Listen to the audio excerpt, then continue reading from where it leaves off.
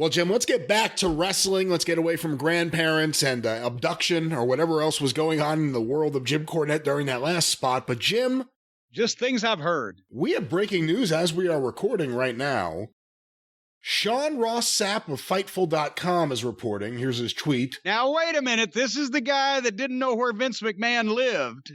So we've got to put that caveat out there. We have read several of his stories or seen his posts about stories, and they have typically been correct, although that, of course, is a big miss, and everyone went with it, and then we got the report on everyone going with it. But here's his tweet. I was the only one to say, it doesn't look like the house I went to. I guess he bought it afterwards, but go ahead. Cody Rhodes is a free agent working without an AEW contract. Fightful Select has learned. He's the current AEW TNT champion.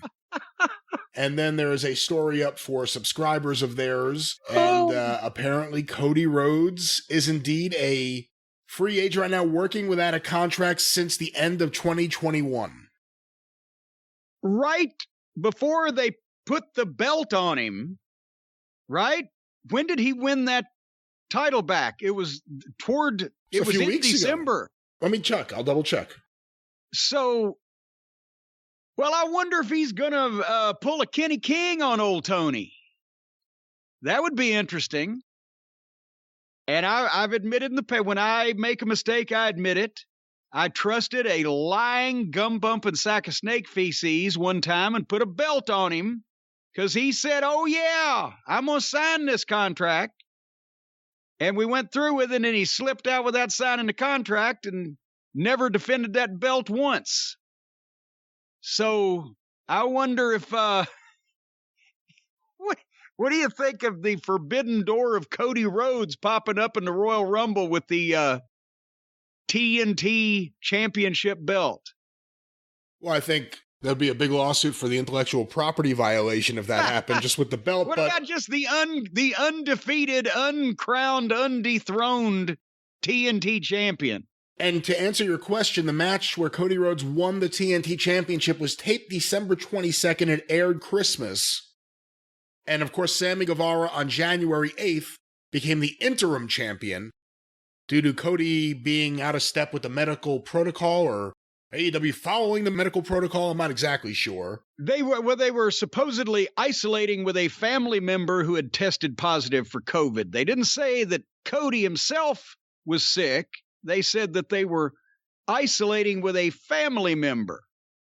So, again, this guy is not only a wrestler, but he's one of the executive vice presidents of the company.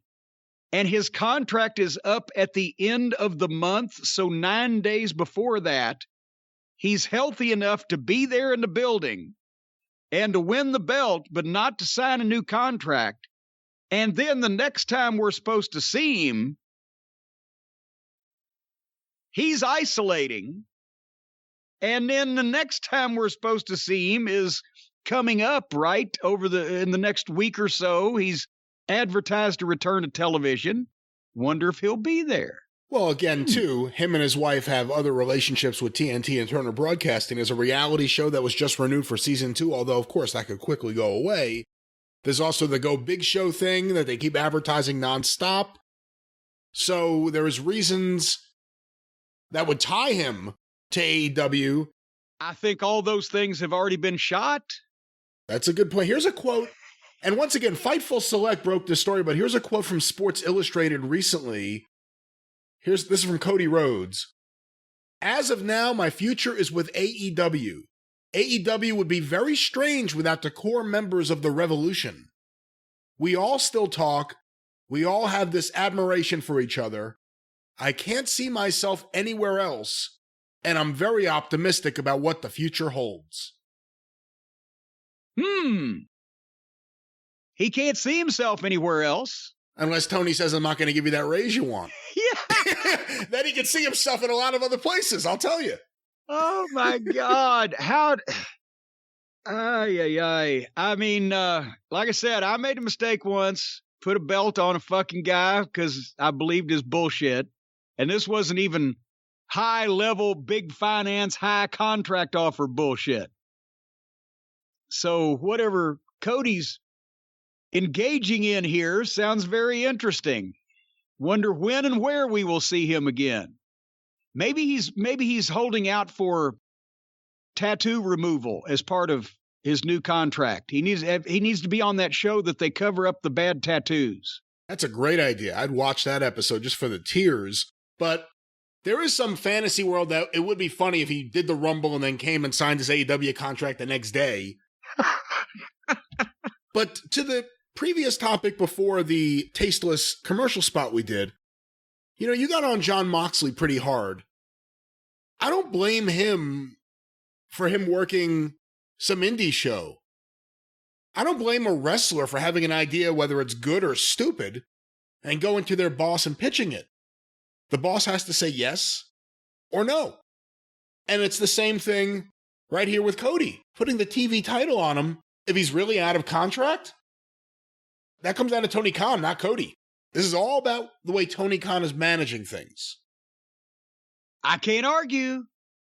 But I believe, as I mentioned earlier, if anybody knows where Tony's balls have gone and they can round them up and put them in a coin purse and bring them back, I'm sure he'll pay a reward.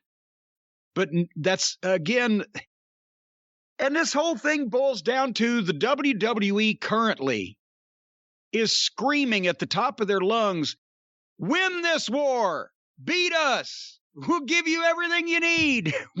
Our fans hate us. The most devoted and longtime knowledgeable fans that we have left hate our guts. And all our wrestlers hate our guts and are scared to death they're going to get fired. And our shows are boring as shit. Please win this war. And meanwhile, on the other side, I mean, is it in bad taste to use a football analogy, since Tony owns a bad football team too? They're dropping the ball every time that they fucking make an interception. They refuse to goddamn win this thing. And he's going to let everybody in the company and every wrestler in the company do whatever they want to do. And I don't know, there may only be one thing worse than non-wrestling people telling fucking wrestlers what to do, and that would be letting wrestlers do everything they want to do. And we're seeing both here, side by side. It's like a fight to the fucking bottom. Who is going to submerge past you first?